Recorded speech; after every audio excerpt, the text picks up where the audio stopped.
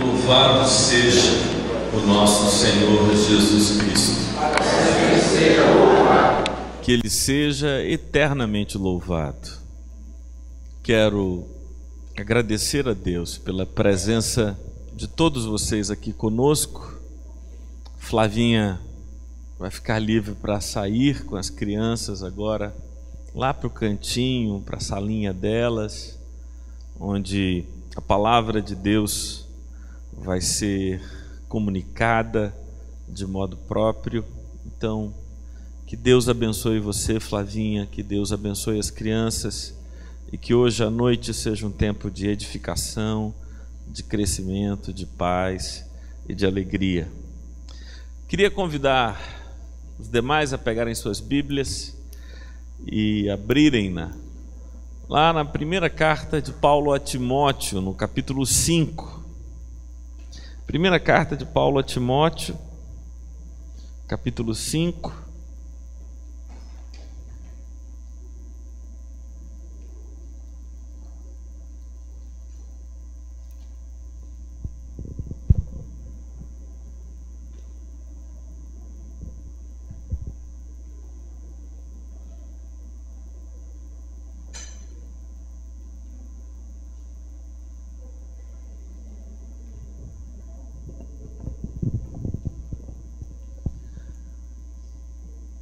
Se você tem uma dessas Bíblias que ficam aqui nas cadeiras, é a página 1207. Primeira carta de Paulo a Timóteo, capítulo 5.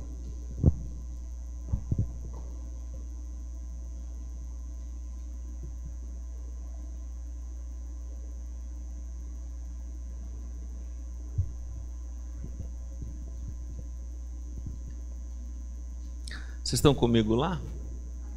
Amém. Neste capítulo, Paulo continua a temática desta carta.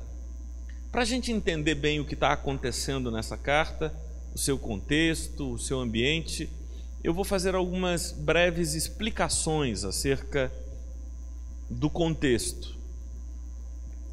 Timóteo é um amigo de Paulo. É mais do que um amigo, é um discípulo de Paulo. E Paulo havia ensinado a Timóteo os rudimentos, os elementos básicos da fé, como servir a Deus, como conhecer a Deus. Paulo tinha instruído Timóteo na verdade.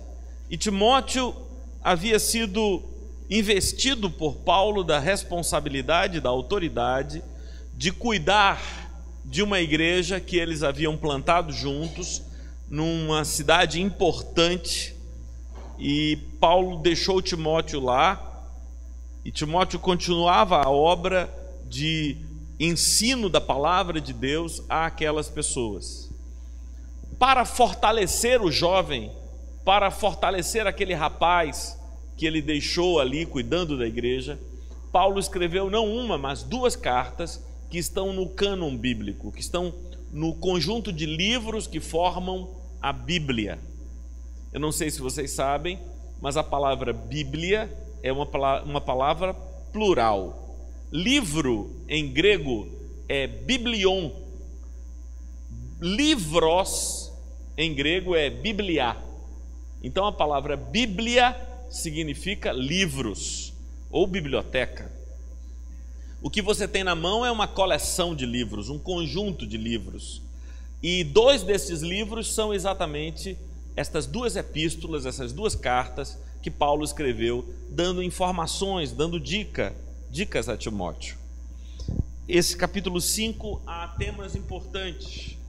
Por exemplo, cuidado quando você for falar com uma pessoa idosa. Versículo 1: não repreendas ao homem idoso, ou seja, não seja grosseiro com ele. Antes exorta-o como a pai. Como é que você fala com um pai? Aos moços, como a irmãos. Às mulheres idosas, como a mães. Às moças, como a irmãs, com toda pureza. Honra viúvas, aquelas mulheres que são verdadeiramente viúvas, ou seja, que não tem ninguém para cuidar delas, então toma conta delas, abriga-as na igreja. Mas se alguma viúva tem filhos ou netos, que estes aprendam primeiro a exercer piedade para com a sua própria casa e recompensar a seus progenitores, pois isto é aceitável diante de Deus. Aquela, porém, que é verdadeiramente viúva e não tem amparo, espera em Deus e persevera em súplicas e orações noite e dia. Entretanto, a que se entrega aos prazeres, mesmo viva, está morta. Prescreve, pois, estas coisas para que sejam irrepreensíveis. Ora, se alguém não tem o cuidado dos seus, especialmente dos da própria casa, Paulo está dizendo, se as pessoas não cuidam dos seus pais, os da própria casa, se as pessoas não cuidam de seus filhos, têm negado a fé, e é pior do que o descrente. Não seja inscrita, portanto, para ser cuidada pela igreja, viúva que conte menos de 60 anos de idade, tenha sido esposa de um só marido, seja recomendada pelo testemunho de boas obras, tenha criado filhos, exercitado a hospitalidade, lavado os pés aos santos, socorrido a atribulados, se viveu na prática zelosa de toda boa obra. Mas rejeita viúvas mais novas, porque quando se tornam levianas contra Cristo, querem casar-se. Ou seja, essa viúva que assumiu o voto de viver na igreja de modo celibatário, elas acabam, porque são jovens e têm desejos e querem casar-se e quebram o voto de se tornarem celibatárias, tornando-se condenáveis por anular o seu primeiro compromisso. Além do mais, aprendem também a viver ociosas, andando de casa em casa, e não somente ociosas, mas também tagarelas e intrigantes, falando o que não devem. Quero, portanto, que as viúvas mais novas se casem, criem filhos, sejam boas donas de casa e não deem ao adversário ocasião favorável à maledicência. Pois, com efeito, já algumas se desviaram seguindo a Satanás. Se alguma crente tem viúva em sua família, socorra-as e não fique sobrecarregada a igreja, para que esta possa socorrer as que são verdadeiramente viúvas. Eu acho tão interessante esse versículo, né? Porque dá a ideia de que na cabeça de Paulo a igreja servia não para construir edifícios monumentais, mas para acolher viúvas, órfãos, para ajudar as pessoas, né? Então, se você tem uma viúva e você pode cuidar dela, cuide, porque se você não, para que a igreja possa investir naquelas que não têm nada. Versículo 17. Devem ser considerados merecedores de dobrados honorários os presbíteros que presidem bem, com especialidade os que se afadigam na palavra e no ensino. Paulo está falando aqui sobre o sustento dos pastores, né? Pois a Escritura declara: não amordeceis o boi quando pisa o trigo, e ainda o trabalhador é digno do seu salário. Não aceites denúncia contra presbíteros. Agora está falando sobre como é que se deve lidar com eles, estes homens que cuidam da igreja. Não aceites denúncia contra presbíteros, senão exclusivamente sob o depoimento de 2 ou 3 testemunhas. Quanto aos que vivem no pecado, repreende-os na presença de todos, para que também os demais temam. Conjuro-te perante Deus e Cristo Jesus e os anjos eleitos, que guardes estes conselhos, sem prevenção, nada fazendo com parcialidade. A ninguém imponhas precipitadamente as mãos. Aqui o conselho de Paulo é esse cuidado para você não impor as mãos sobre alguém, investindo esse alguém de alguma responsabilidade espiritual, alguma autoridade espiritual precipitadamente. Não te tornes cúmplice de pecados de outrem, conserva-te a ti mesmo puro. E eu queria falar essa noite somente sobre esse versículo 23. Não continues a beber somente água, usa um pouco de vinho, por causa do teu estômago e das tuas frequentes enfermidades. Aí ele continua no versículo 24. Os pecados de alguns homens são notórios e levam a juízo, ao passo que os outros só mais tarde se manifestam. Da mesma sorte também as boas obras antecipadamente se evidenciam e, quando assim não seja, não podem ocultar-se. O que me chama a atenção nesse texto é que Paulo dá uma série de conselhos extremamente sérios de natureza espiritual. Capítulo 5 é tomado de conselhos, todos eles espirituais. Começa lá em cima sobre como é que deve se tratar o idoso, a idosa, como é que um pastor deve lidar com as pessoas que são da idade dele como se fossem irmãos, não é? As mulheres ele deve tratar como se elas fossem irmãs, e Paulo continua com toda a pureza, né, para que não haja ocasião à carnalidade. Ele fala longamente sobre como é que se deve tratar a viúva, como é que a igreja deve cuidar daquelas pessoas que não têm quem as sustente ou quem cuide delas. Mas Paulo abre uma brechinha para falar de Timóteo, da saúde de Timóteo. E falando da saúde de Timóteo, ele dá o seguinte conselho: não tome somente água, mas tome um pouquinho de vinho também. Toma um pouquinho de vinho. E ele diz: olha, porque eu estou sabendo de tuas constantes enfermidades. Não se preocupem, Karina vai voltar dirigindo.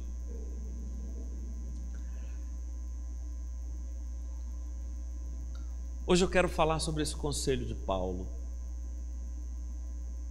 Hoje eu quero falar sobre beber vinho.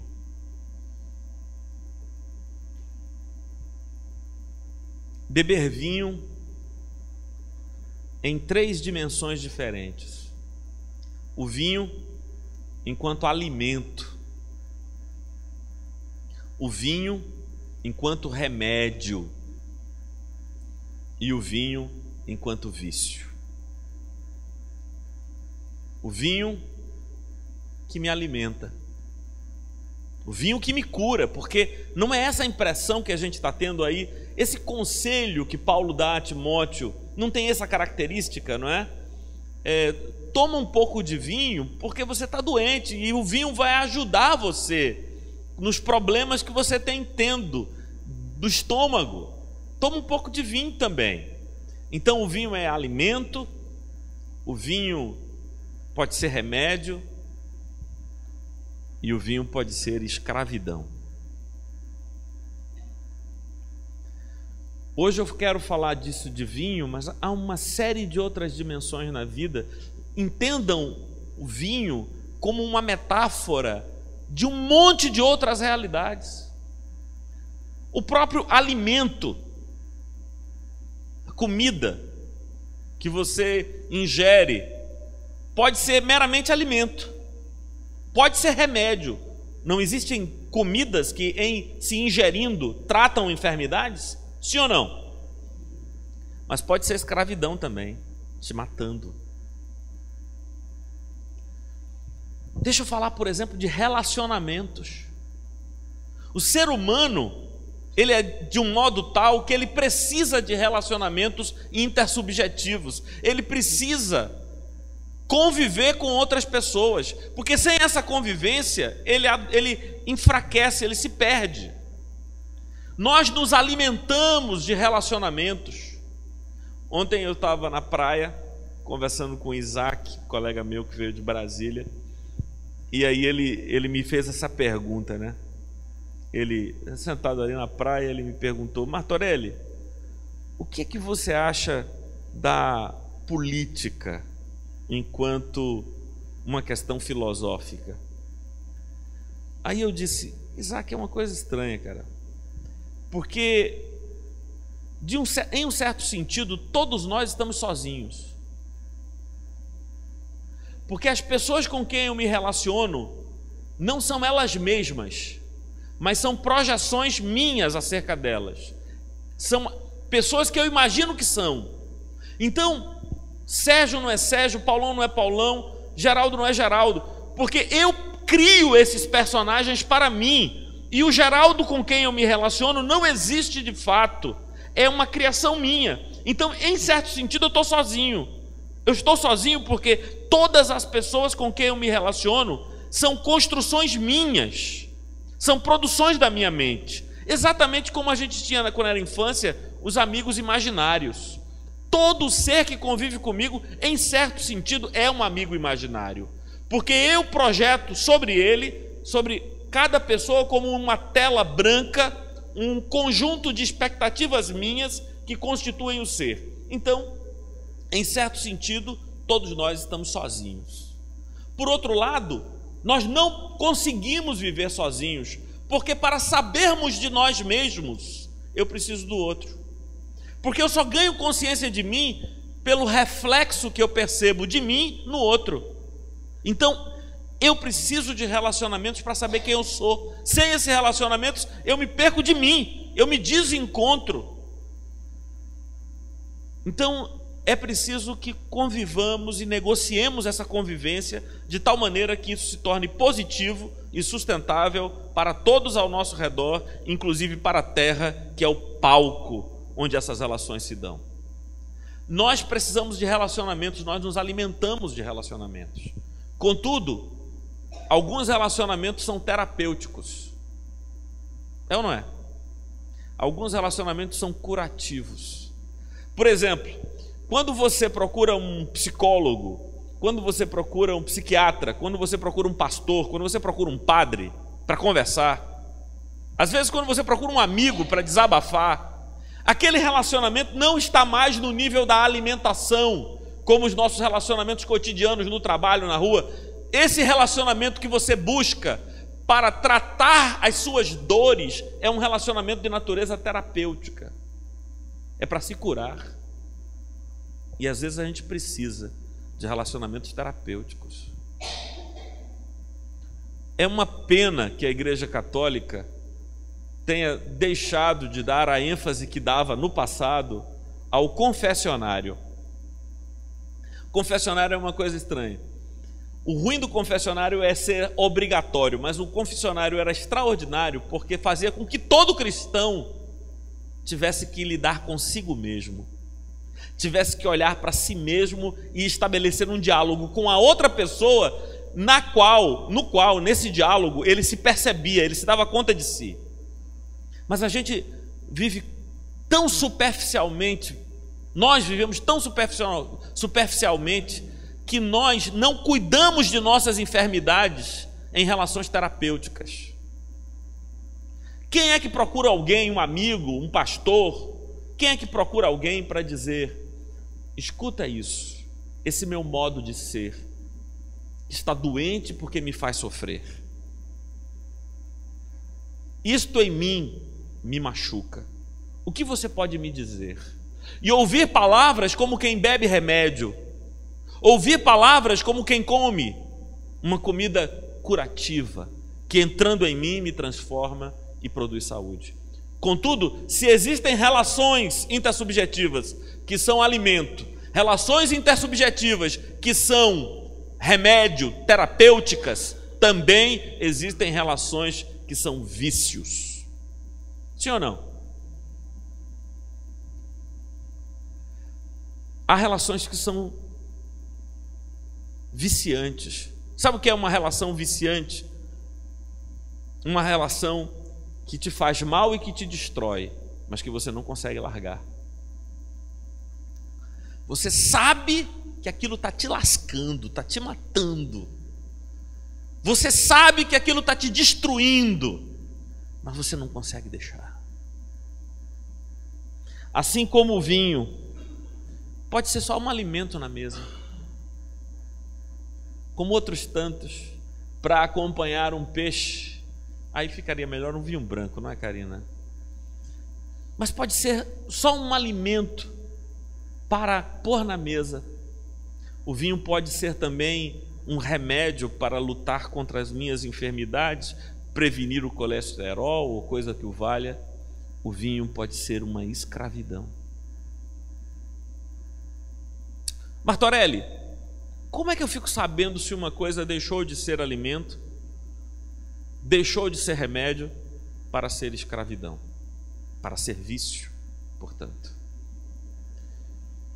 Eu acho que há 3 cheques, há 3 questões que poderiam ou deveriam ser respondidas para me ensinar se a bebida, a comida, os relacionamentos, os pensamentos deixaram de ser fundamentais e alimentares ou terapêuticos para se transformarem em vícios. Primeiro, você consegue dizer não, eu não quero mais, para por aqui.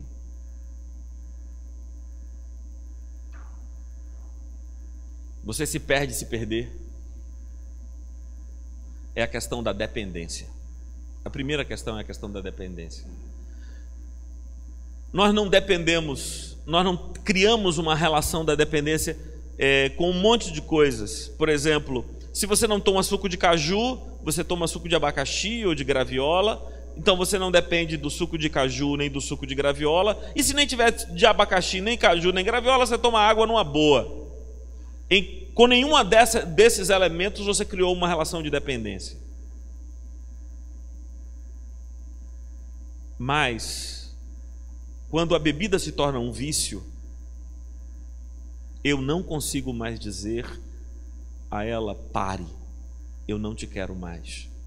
Ela se assenhora de mim e me torna servo dela, para a ela e nela encontrar a única fonte de alegria que eu ainda possuo.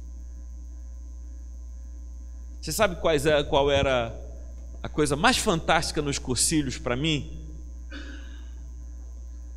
Era ver um final de semana, começava na quinta-feira e terminava no domingo, 120 homens convivendo, sorrindo, felizes, sem mulher, sem futebol, sem bebida. Isso é extraordinário. É só o Espírito de Deus que produz esse fenômeno. Haver alegria, porque para muitas pessoas não há possibilidade de alegria sem que a bebida esteja presente. Como para algumas pessoas, quando pensam em uma dieta, mas o que vai ser a minha vida sem isso? Feita aquela piada, né? Vocês conhecem aquela piada? Do cara que vai para o médico e pergunta para ele: doutor, o senhor podia me responder quantos anos de vida eu ainda tenho? O médico achou estranha aquela pergunta. Não, eu vou saber. O cara insistiu, estava fazendo aquela consulta: quantos anos de vida eu ainda tenho, doutor? Aí ele disse: então vamos fazer aqui uma anamnese, vamos fazer, sabe, conhecer você, para poder dizer quantos anos de vida você ainda tem. Você bebe? Não. Você fuma? Não. Você tem uma vida sexual ativa? Não. Você sai com seus amigos e às vezes passa a noite toda em claro? Não. Mas para que tu quer saber quantos anos tu tem? Tu não faz nada mesmo. Você quer saber para quê, cara? Você não vive, bicho. É porque muitas vezes a gente transforma a vida nessas coisas. Às vezes, para algumas pessoas, a vida é a bebida. Para outras pessoas, a vida é a comida. Para algumas pessoas, a vida é uma relação. E elas sinceramente dizem: se você sair da minha vida, eu não sei o que será de mim.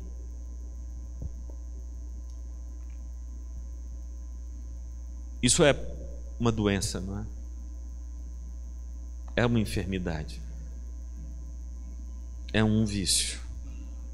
Uma pessoa, não tem aquela música, Pedro, antiga, da nossa época, lá das tantas? Meu vício é você, meu cigarro é você, eu te... Não é assim? Há pessoas que a relação é tóxica, é uma relação tóxica, é uma relação entorpecente. Há pessoas que são viciadas em sofrer. Elas não conseguem viver sem sofrer. Procuram sofrimento. E se o sofrimento não é físico, econômico, social, elas produzem sofrimentos mentais. Porque se elas não sofrerem, ninguém tem pena delas. A recompensa que elas procuram é a pena das pessoas. Todo dia eu chego aqui em Labri por volta das 9 horas da manhã. E aí eu desligo o alarme, aí faz um barulho, os coelhos vêm automaticamente. Eles chegam e eu dou ração para eles. Aí eles já estão condicionados, né, como os cães de Pavlov. Eles estão condicionados a vir. Quando eles ouvem o toque da sirene, eles sabem, Martorelli chegou e vai ter ração. O prêmio deles por virem é a ração. Algumas pessoas encontram como prêmio emocional a pena dos outros. Se eu não estiver sofrendo, não vão ter pena de mim. Não vão ter pena de mim. Então, ou encontra no sofrimento físico, ou encontra no sofrimento econômico, dramas econômicos, dramas sociais, pessoas, mas se nada disso houver, então elas produzem dramas psíquicos, dramas mentais, de tal modo que as coloquem numa condição de sofrimento, porque só estando sofrendo é que elas vão receber da vida a recompensa que elas anseiam. E qual é a recompensa que elas querem? Que tenham pena dela. E quando alguém tem pena dela, como você é boa, só você mesmo para ser assim tão gentil comigo, você me dá aquilo que eu preciso. Aí você dá pena para ela, ela se alimenta de pena. Aí amanhã você pergunta, você está bem? Como, Daniel, ela pode te dizer que está bem? Porque se ela disser que está bem, o que é que vai acontecer?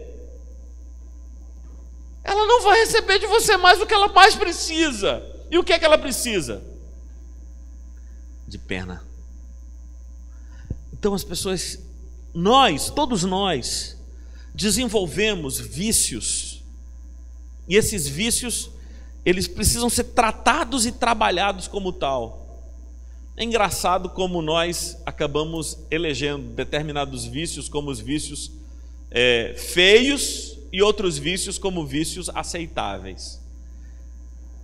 Por exemplo, ontem uma pessoa estava dizendo, olha, não, mas você largou de fumar por vergonha dos irmãos da igreja. Se alguém largar de fumar por vergonha, glória a Deus, mas por que alguém teria vergonha de fumar? Por que alguém teria vergonha de fumar? Porque esse é um vício que constrange. E por que eu não tenho vergonha dos meus vícios? Por que você não tem vergonha dos seus vícios? Porque quem é aqui, o homem ou a mulher, que vai se pôr de pé agora e vai dizer, eu não tenho vício nenhum? Quem é? Quem é? Quem é o homem ou a mulher que vai se pôr de pé aqui e dizer, eu sou um ser livre de vícios? Quando a gente acha que é livre de vícios, a gente é livre daquele. Eu estou livre daquele. Sim, mas daí? Você é livre desse e escravo do outro. Espera aí. Quem não é escravo de um homem é escravo de outro, por isso é livre? É só o dono que é diferente. É só quem manda que é diferente. Por isso todos nós precisamos clamar a Deus e não sentir vergonha dos nossos vícios para poder tratá-los, para poder lidar com eles com honestidade, com seriedade, porque eles estão nos destruindo, porque eles estão nos matando. Nós deveríamos ter vergonha, era de não fazer nada em relação a eles. Agora, muito cuidado, para não confundir vício com remédio. Mas dá para fazer, Moisés, confusão entre vício e remédio? Dá. Remédio é algo que eu preciso e do que eu até dependo, mas não me destrói. Remédio é algo até que eu preciso e que até dependo, mas que não me destrói. Vocês sabem, né? É difícil imaginar isso, mas eu vou dizer a vocês. Eu sou um homem de 45 anos. As pessoas me dão 25. Mas sim, é verdade, acontece. Mas algumas pessoas, pelo barulho aqui, eu ouvi o choque, o estado de perplexidade de algumas pessoas. Então, eu tenho 45 anos. Já faz pelo menos uns 6, 7 anos que eu só consigo ler com óculos. E todo ano o grau aumenta. De tal maneira que, para mim, sem óculos, letras são manchas borradas, pretas numa superfície. Eu dependo dos óculos para ler.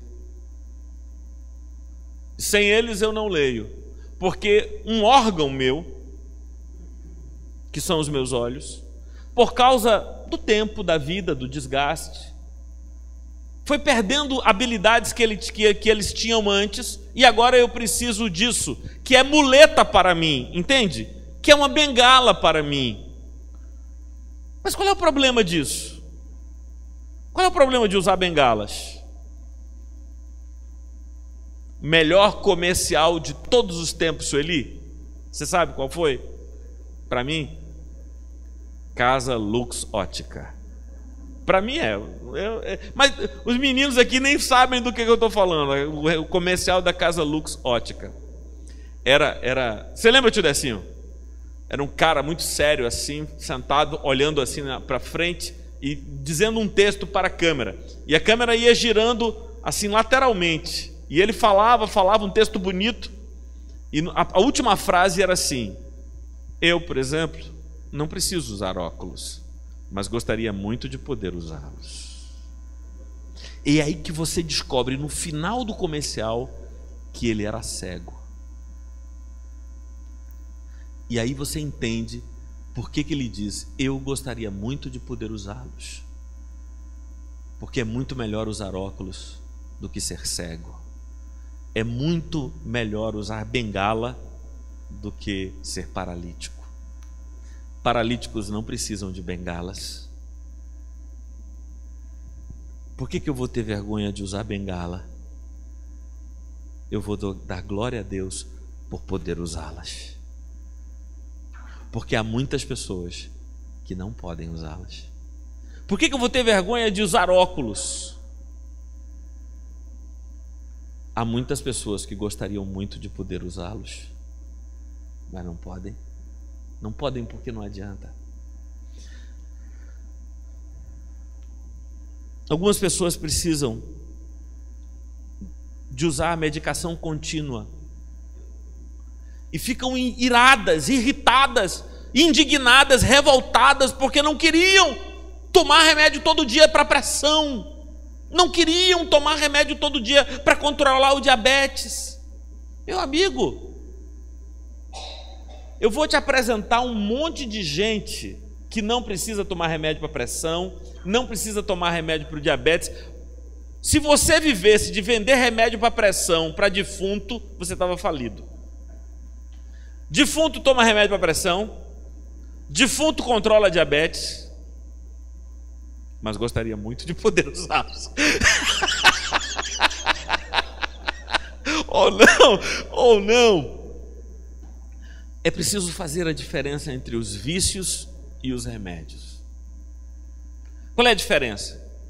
O remédio eu posso até ter uma relação de dependência com o remédio, de tal maneira que se não tomar o remédio, eu vou me dar mal, eu vou sofrer. Mas essa relação de dependência, ela está lá para solucionar um problema e não para criar outros. O vício cria problemas, não soluciona. O vício me destrói. O remédio, ele expande a nossa possibilidade. Eu fiquei apaixonado, disse para a Karina, tem um poeta chamado Manuel de Barros. Vocês têm que conhecer esse cara. Você tem que conhecer, Deb, Manuel de Barros. Manuel de Barros tem ele é fantástico, é um velhinho que escreve no quarto dele lá, já há mais de 70 anos, poesia. E a poesia dele é sempre uma alteração da realidade, né? Dizendo coisas assim: hoje meu coração amanheceu borboletando, coisas assim. Aí tem uma frase que eu acho ótima do Manuel de Barros. Ele diz assim: 90% do que eu escrevi é invenção, só 10% é mentira. 90% do que eu escrevi é invenção, só 10% é mentira. E aí perguntaram para o Manuel de Barros qual é a diferença entre mentira e invenção. Aí ele explicou: se eu disser a você que eu fui na padaria e comprei pão, é mentira, porque eu não fui na padaria e comprei pão. Mas se eu disser a você, eu saí de casa, tropecei numa nuvem e mergulhei num mar de sonhos, então é invenção. A invenção é diferente da mentira, porque a invenção amplia o universo. A invenção aumenta o mundo. Pois é, o remédio aumenta as nossas possibilidades, amplia as nossas possibilidades, nos dá a condição de continuar vivendo com qualidade de vida. Com qualidade de vida. Sem o quê? Sem o remédio eu não teria, sem um remédio eu não poderia ter. Então eu queria dizer 3 coisas resumidamente. A primeira coisa que eu gostaria de dizer é: tome consciência de seus vícios e trate deles. A segunda coisa, não tenha vergonha de usar remédios. Dê graças a Deus por poder usá-los. A terceira coisa, alimente-se com sabedoria, para que o alimento não seja a causa de sua futura enfermidade. Nós deveríamos saber escolher as pessoas com quem fazemos amizade. Existem amizades adoecedoras. Existem amizades destrutivas. Eu me lembro de 2 colegas que eu tinha, pastores presbiterianos. E de vez em quando eles vinham ao Recife e a gente se encontrava para jantar. E o tema das nossas conversas eram sempre os mesmos. O mesmo tema. Era para falar mal de mim. E eles tinham tanta cara de pau, eles sempre falavam mal de mim na minha presença, porque eram meus amigos, não é verdade? Os inimigos falam mal de você na sua ausência. E eles diziam sempre assim: não, Martorelli, você é pastor de uma igreja grande porque você faz articulações políticas, você lida com as pessoas, você sabe manipular as vontades. E eu ficava ouvindo. Toda vez acabava aquela reunião, eu saía arrasado, procurando o ganchinho para dar descarga em mim mesmo.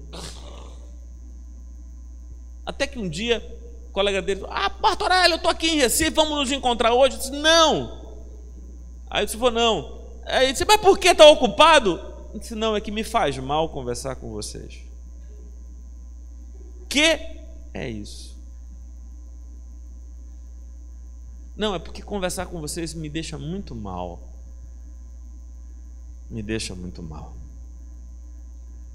A gente precisa escolher as relações para que elas não nos entorpeçam, para que elas não nos destruam, para que elas não sejam uma doença que nos dá um prazer autodestrutivo.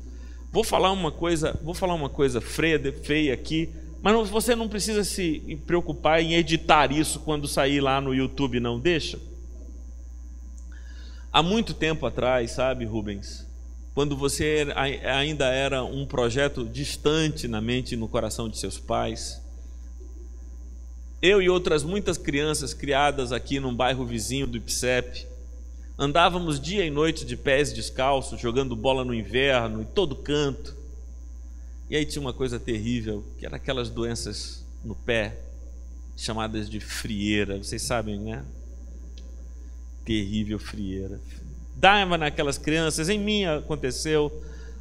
Que coisa terrível. Você sabe qual é a pior coisa da frieira? Vou contar para vocês que não têm a menor ideia. Coça. É bom coçar.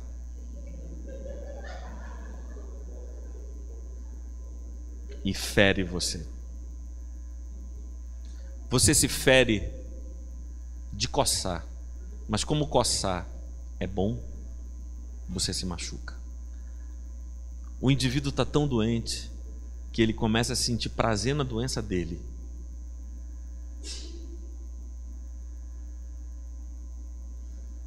Isso é como o vício. O meu único prazer é a minha doença. E como o meu prazer é a minha doença, eu não sei como eu poderei viver sem a minha doença, porque eu já me perdi nela.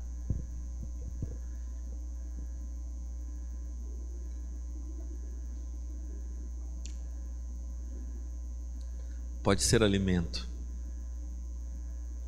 pode ser remédio, pode ser vício. Seja alimento, seja remédio, seja vício. Você tem que ter consciência do que é. E você precisa poder tomar providências em relação a isto. A vontade de Deus é que sejamos saudáveis. A vontade de Deus é que sejamos livres. A vontade de Deus é que nos fortaleçamos à medida que vivemos. A vontade de Deus é que ajudemos uns aos outros nas suas dores. Vamos ficar de pé, vamos orar. Queria terminar com 2 conselhos e a gente vai dizer essas palavras finais. Primeira palavra, meu irmão, não tenha vergonha de ninguém por causa dos seus vícios.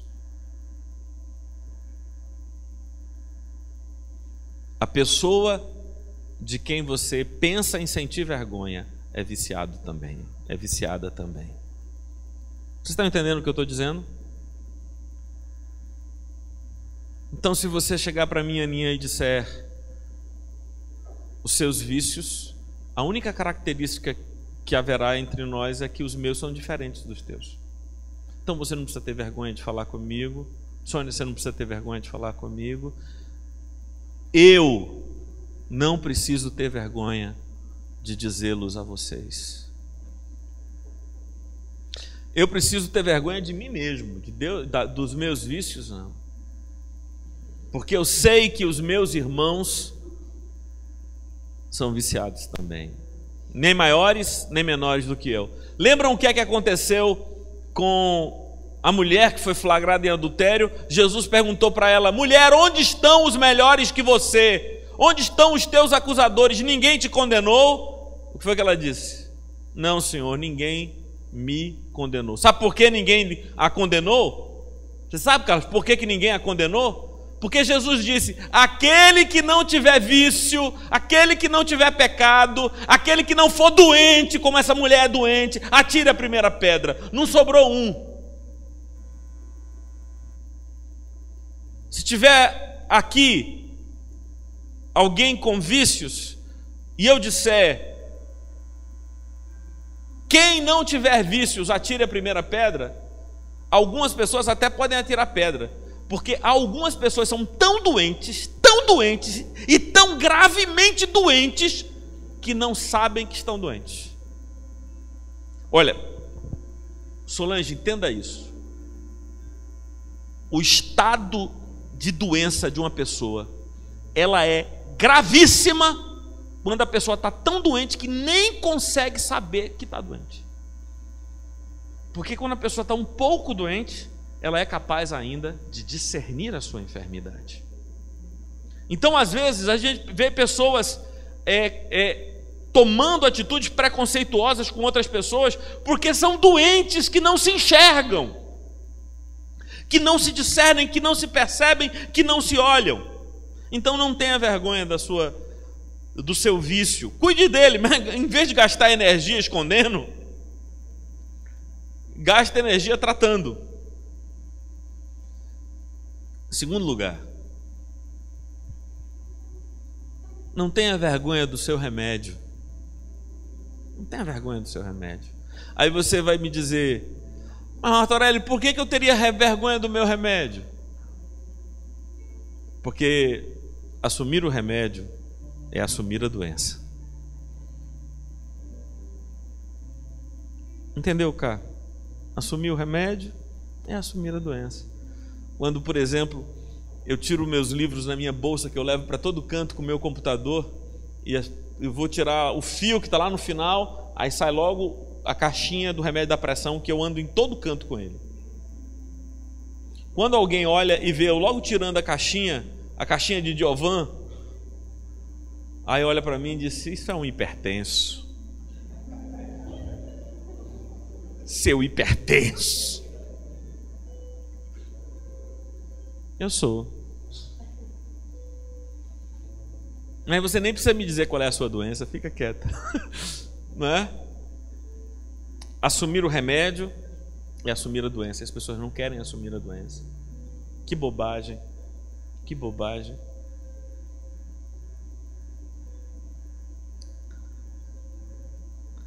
Muitas doenças são o resultado, e eu nem às vezes nem chamo de doença. É o resultado de estar vivo. E a gente precisa lidar com algumas coisas. É o resultado de estar vivo.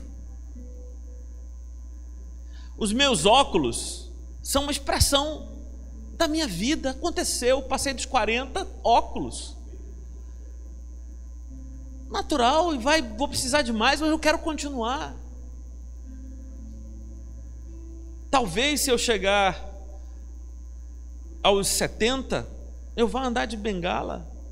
E se eu tiver de bengala aos 70, aleluia! Porque há muitos que diriam: eu gostaria muito de poder usá-las.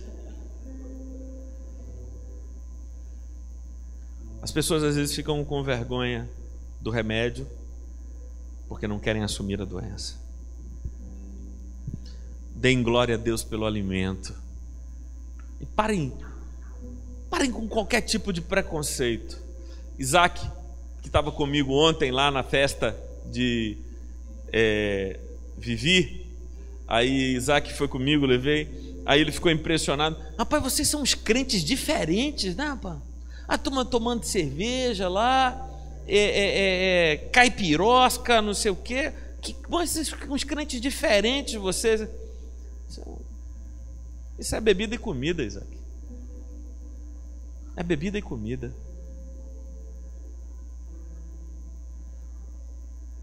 Bebida e comida podem ser só alimento, podem ser remédio, e pode ser a doença, o vício, a prisão e a escravidão. Vamos dar as mãos.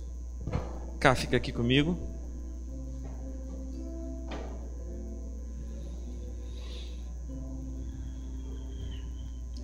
Então, primeira coisa para ser dita é: eu, Martorelli Dantas, eu sou um viciado, mas não estou sozinho. Não estou sozinho. Nós não estamos sozinhos. Eu tenho minhas doenças, mas não sinto vergonha de procurar remédios. Talvez a pessoa que esteja do seu lado, de mão dada com você, seja remédio para você.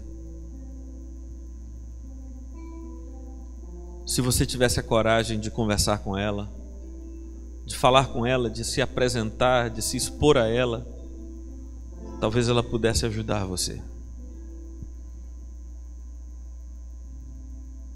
Muitos de nós somos como o general Naamã.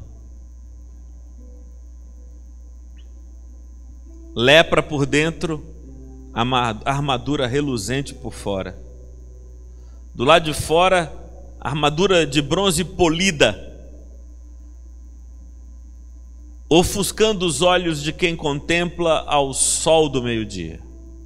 Por dentro, carne podre e fétida. Por isso que o remédio que Eliseu deu a Naamã não foi beba água do Rio Jordão, porque se Eliseu tivesse mandado Naamã beber água do Rio Jordão, ele não teria tido a necessidade de expor a sua doença. Vai, tira tua armadura, banha-te no rio,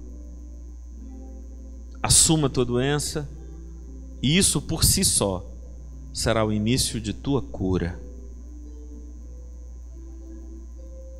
Não deixe que nada se transforme em teu dono, teu Senhor, senão a Deus. E Ele é poderoso para nos libertar de nossos vícios e medos, dos processos que se engendraram em nós e nos aprisionam. Senhor Deus, muito obrigado por vires hoje à noite nesta assembleia de doentes e viciados. Nem há pessoas sãs, nem há uma só pessoa aqui que não tenha o seu próprio vício, seja ele mental, seja ele emocional, seja esse vício químico. Agora ajuda-nos, Senhor, a não sentirmos vergonha de sermos viciados, porque vivemos no meio de viciados, nem de estarmos doentes, porque há toda a sociedade doente ao nosso redor. Mas ser, Senhor, o nosso médico e o nosso terapeuta, e utiliza os irmãos e os momentos para a nossa cura. Tem compaixão de nós e nos fortalece. Tem compaixão de nós e nos dá amor e paz. Em nome de teu Filho Jesus. Amém. Agora dê um abraço terapêutico na pessoa que está do seu lado.